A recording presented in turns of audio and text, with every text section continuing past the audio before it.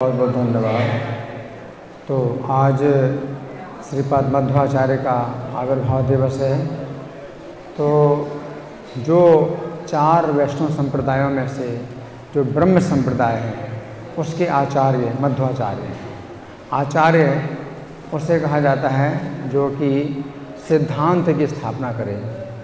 तो मध्वाचार्य ने द्वैतवाद के सिद्धांत की स्थापना की, इसलिए ब्रह्म संप्रदाय के वो आचार्य हैं। रामानुज आचार्य हैं श्री संप्रदाय के, उन्होंने विशिष्टाद्वैत मत की स्थापना की, तो वो श्री संप्रदाय के आचार्य हैं। उसी प्रकार से कुमार संप्रदाय के आचार्य निम्बार्क आचार्य हैं, उन्होंने द्वैताद्वैत मत की स्थापना की। और रुद्र संप्रदाय के जो आचार्य हैं विष्णु स्वामी, उन्होंने शुद्धाद्वैत मत की स्थापना की। तो ये आचार्य जो है बहुत महान हैं, जिन्होंने पूरे जनता को मार्गदर्शन दिया कि कैसे हम शुद्ध भक्ति के मार्ग में चल करके भगवान की प्राप्ति करें। तो प्रभु जी ने कुछ पढ़ के सुनाया। मध्वाचार्य का जीवन चरित्र तो बहुत विस्तृत है, कुछ बातें पढ़ के सुनाएंगे। तो उसमें से एक घटना मैं सुनाऊंगा। अन्नप्राशन संस्कार। अन्नप्राशन होता है बच्चे का कितने महीने में? कितने महीने में होता है? 4-5 महीने में अन्नप्राशन संस्कार होता है। तो इस बालक का अन्नप्राशन संस्कार भी बड़ा दिव्य बड़ा दिव्य है। तो ये जो बालक था, चूँकि वायु का अवतार था, तो हमेशा शक्ति बहुत, शरीर में बहुत शक्ति है, तो भोजन की भी आवश्यकता होती है। और माता के द्वारा कुछ भोजन तो मिलता नहीं था, केवल दूध मिलता था। तो हर आधा घंटे में माता स्तन पिलाए, और तो भी बालक भूखा रहे, तो बड़ी समस्या माता के पास। और माता वेदवती एक बार चली गई कुछ आवश्यक कार्य से, तो ये सोच के चली गई कि जल्दी वापस आ जाएंगी, लेकिन देर हो गई। अब देर हो गई तो ये जो बालक वासुदेव नाम था, तो ये भूखा है, और भूखा है तो रो रहा है। तो जो बड़ी बहन है तो वो चिंता कर रही है कि अब कब माता आएंगी और स्तन पिलाएं, तो रो रहा है। तो उन दिनों तो मोबाइल नहीं था, कुछ भी नहीं था, तो कैसे बुलाएं, कैसे पता चलेगा कि वो कहाँ पर हैं, कब आएंगी। तो वो बच्ची जो है, बड़ी बहन थी लेकिन तो भी बच्ची ही थी।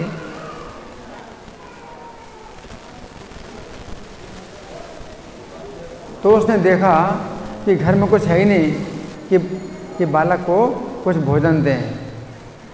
तो उसने क्या किया, गाय के लिए जो है 40 किलो अनाज रखा था, तो वो जो बोरा है उसको गिरा दिया नीचे कि कुछ खाए। तो ये जो बालक है इसको जो है भोजन मिल गया, तो अपना जो है अन्न इन्होंने खाना शुरू किया, और अब जो है इनका रोना बंद हो गया। तो जो बड़ी बहन है वो सोचती है कि अब ज़रा देखें खिड़की से झांक करके कि माता आ रही हैं कि नहीं आ रही हैं। तो देखा तो देर रात हो गई थी, कई घंटे हो गए थे, और माता दौड़ दौड़ करके आ रही थी कि मेरा वासुदेव भूखा होगा, मुझे स्तन पिलाना है। लेकिन जब माता घर के अंदर आई तो क्या देखा कि 40 किलो का जो गेहूँ था करीब करीब समाप्त हो गया। और बालक जो है बड़ा प्रसन्न था कि मतलब आज पहली बार उसको कुछ भोजन मिला कि उसको जो है संतुष्टि का अनुभव हुआ, पहली बार जीवन में। ये अन्नप्राशन, इस प्रकार से अन्नप्राशन संस्कार हुआ। तो फिर माता को बड़ी चिंता हुई। माता को तो चिंता होगी, एक जो है दाना भी अनाज का चला जाए मुंह में तो बच्चे के लिए चिंता हो जाती है माता को। तो मध्य के भट्ट, वो भी पिता, वो भी चिंतित हो गए। तो उन्होंने फिर धन्वंतरी सूक्त का पाठ किया कि हमारे बच्चे की जो है रक्षा हो और शरीर में कोई बाधा ना हो कि इतना अन्न खाया। तो अन्न प्राशन संस्कार ऐसा होता है? ऐसा नहीं होता थोड़ा सा जो है दाने बच्चे के मुंह में खीर के खिलाए जाए। अन्न प्राशन संस्कार ऐसा होता है। और आज जो राम विजय उत्सव जो कहा जाता है, पद्म पुराण में वर्णन आता है कि श्री राम का रावण के साथ जो युद्ध हुआ था वो 87 दिन तक युद्ध हुआ था। 87 दिन तक युद्ध हुआ था श्री राम का रावण के साथ। कितने दिन?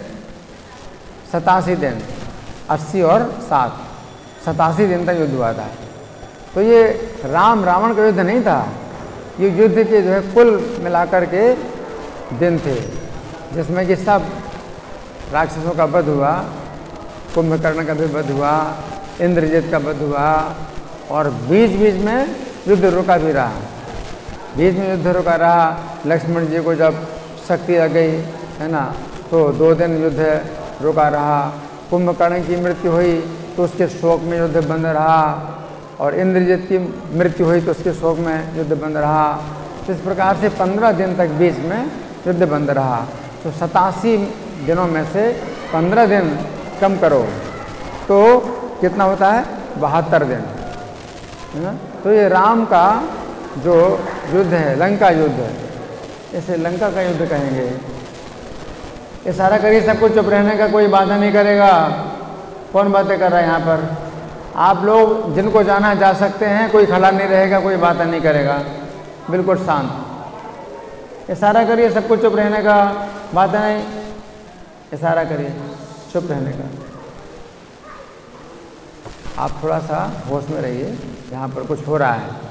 तो मैं बता रहा था कि 72 दिन का युद्ध है कुल मिलाकर के, लेकिन 72 दिन के युद्ध में जो अंतिम 18 दिन है वो श्री राम का रावण के साथ ही युद्ध हुआ। इसमें क्या था कि ना तो राम की सेना के सैनिक युद्ध कर रहे हैं, ना रावण की सेना के सैनिक युद्ध कर रहे हैं, राम और रावण का युद्ध। तो ये 18 दिन का युद्ध हुआ। तो ये बड़ा अद्भुत, बड़ा रोमहर्षक, ऐसा कहा जाता है कि राम और रावण का जो युद्ध है ये कैसा हुआ था? ऐसा ही हुआ जैसे राम रावण का युद्ध होता है, मतलब इसकी कोई तुलना ही नहीं। महाभारत का युद्ध हुआ 18 दिन के लिए, तो उस 18 दिन के युद्ध में तो कई एक साथ युद्ध हो रहे हैं कई लोगों के। अर्जुन का युद्ध हो रहा है किसी योद्धा के साथ, कर्ण का युद्ध किसी और से हो रहा है, द्रोणाचार्य के किसी और से हो रहा है। तो ऐसा युद्ध हो रहा है, दोनों पक्ष की सेनाएं युद्ध कर रही हैं ना। हाथी घोड़े, घुड़सवार घुड़सवारों से युद्ध कर रहे हैं, हाथी सवार से युद्ध कर रहे हैं। तो महाभारत का युद्ध 18 दिन का तो इस तरह का हुआ। तो इसकी अलग विशेषता है। महाभारत युद्ध की विशेषता अलग है। इसका जो दर्शन है ये सामान्य जनता नहीं कर रही थी। इसका दर्शन, इस युद्ध का दर्शन आकाश से देवता लोग करते थे, और महर्षि लोग जो आकाश में ठहर सकते हैं, जो आकाश में खड़े रह सकते हैं, महर्षि, वही महाभारत का युद्ध दर्शन कर रहे थे। लेकिन राम रावण का जो युद्ध है इसका दर्शन जो है आकाश के देवता लोग तो कर ही रहे थे, और राम की सेना भी युद्ध कर रही थी, दर्शन कर रही थी, और रावण की सेना भी दर्शन कर रही थी। तो ये राम रावण युद्ध जो है 18 दिन का। ये विशेष बात है कि 18 की संख्या फिर भी है। महाभारत युद्ध 18 दिन का हुआ, और राम रावण का युद्ध भी 18 दिन हुआ।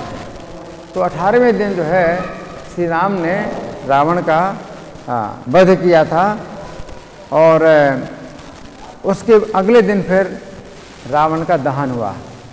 रावण का दहन हुआ। तो इसमें पद्म पुराण के अनुसार जो तिथि बताई गई है वो बताई गई है चैत्र अमावस्या। चैत्र की अमावस्या को रावण का दहन हुआ।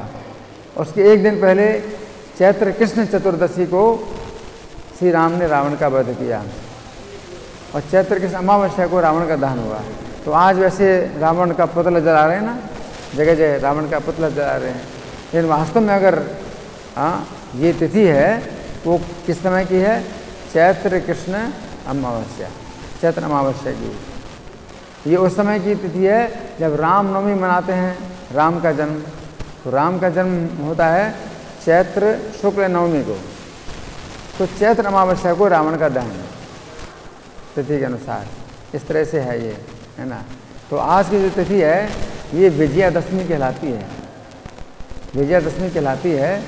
और विष्णु पुराण में ये बताया गया है कि विजयादशमी तिथि, इसमें चारों भाइयों राम लक्ष्मण भरत शत्रुघ्न चारों भाइयों की जो है मूर्ति बनवा करके और पूजा की जाती है, कुछ विशेष विधि विधान से पूजा की जाती है। लेकिन वो वर्णन नहीं बताया गया कि कौन सी घटना इसमें घटी है, लेकिन अब मनाया जाता है विजयादशमी आज के दिन। विजयादशमी तो इस तिथि का नाम जरूर है, लेकिन इसमें जो है वो तिथि नहीं है, विजयादशमी तिथि है, लेकिन इसमें ये नहीं बताया गया है कि श्री राम ने रावण का वध किया, तो ऐसा नहीं बताया गया। और फिर भगवान जो है जब रावण का दाह संस्कार करा देते हैं तो शुक्ल प्रतिपदा को युद्ध भूमि रोके रहे, चैत्र शुक्ल प्रतिपदा को युद्ध भूमि रोके रहे। फिर अगले दिन यानी चैत्र शुक्ल द्वितीया को विभीषण का राज्याभिषेक कराया। फिर उसके अगले दिन चैत्र शुक्ल तृतीया को सीता की अग्नि परीक्षा ली और देवताओं से वरदान प्राप्त हुए। फिर अगले दिन चैत्र शुक्ल चतुर्थी को पुष्पक विमान से अयोध्या की ओर चलते हैं, गमन करते हैं, आकाश मार्ग से चलते हैं। फिर अगले दिन अयोध्या नहीं पहुँचते, पंचमी को भरद्वाज मुनि के आश्रम में आगमन होता है और इस दिन उनका 14 साल पूरा हुआ। चैत्र शुक्ल पंचमी को भगवान का 14 साल पूरा हुआ। लेकिन 14 साल पूरा हुआ तो अयोध्या नहीं गए, क्योंकि 14 साल पूरे उनको करना है वन में। तो भरद्वाज मुनि के आश्रम में जब आए श्री राम तो वो भी वन ही है।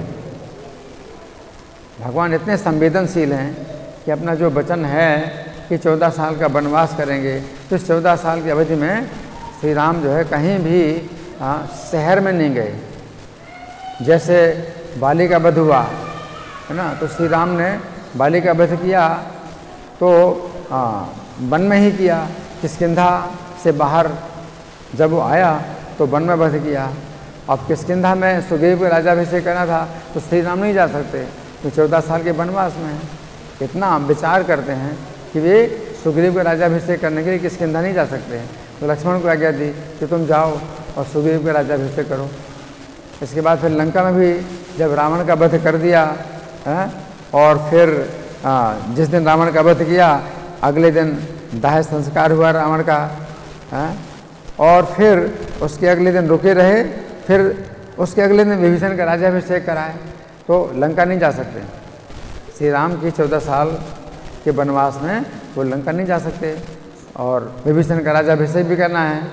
तो क्या किया उन्होंने, लक्ष्मण को आज्ञा दी, लक्ष्मण जी को आज्ञा दी कि आप जाइए और रावण का विभीषण का राज्याभिषेक कीजिए। तो चैत्र शुक्ल पंचमी को भरद्वाज मुनि के आश्रम में जब श्री राम आ गए और 14 साल वनवास की पूरी हो गए, अब अगले दिन उनको अयोध्या जाना है। तो अगले दिन चैत्र शुक्ल षष्ठी को भरत से मिले श्री राम, नंदीग्राम में भरत से मिले। फिर चैत्र शुक्ल सप्तमी को राज्याभिषेक हुआ श्री राम का, है ना। तो दिवाली को हम लोग कहते हैं कि राम का आगमन हुआ अयोध्या में, तो वो भी नहीं बन रहा, है ना। और आज के दिन कहते हैं कि श्री राम ने रावण का वध किया, वो भी नहीं बन रहा। चैत्र के महीने में ही जो है श्री राम का आगमन भी हुआ अयोध्या में, और चैत्र के महीने में ही श्री राम ने रावण का वध किया। लेकिन ये जो राम कथा है ये बहुत पवित्र है, और हम किसी भी दिन अगर हम भगवान की किसी भी लीला की चर्चा करते हैं तो उसमें गुण है, कोई दोष नहीं है। अगर आज के दिन भी हम भगवान की लीला की चर्चा करते हैं तो हम कभी किसी भी दिन भगवान की किसी भी लीला की चर्चा कर सकते हैं, उसमें लाभ है, उसमें किसी प्रकार का दोष नहीं है। अगर कोई माने तो भगवान की लीला का कोई भी दिन मना सकता है और किसी भी दिन किसी भी लीला को मनाया जा सकता है, क्योंकि हर प्रकार से भगवान का जो स्मरण है वो पवित्र होता है। तो श्री राम विजय उत्सव महामहोत्सव की जय, श्री पद्मध्वाचार्य आविर्भाव तिथि महामहोत्सव की जय, श्रील प्रभुपाद की जय।